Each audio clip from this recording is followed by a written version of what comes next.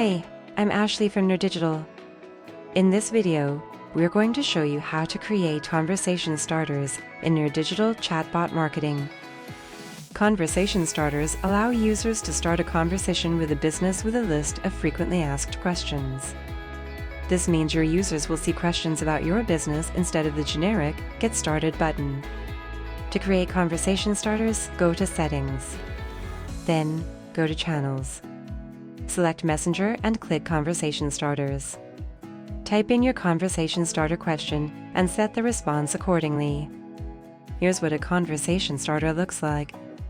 There you have it. You just learned how to create conversation starters in nerDigital Chatbot marketing. See you in the next video. Thank you for watching this video. Don't forget to subscribe and make sure to press the bell icon to get notifications when we upload a new video.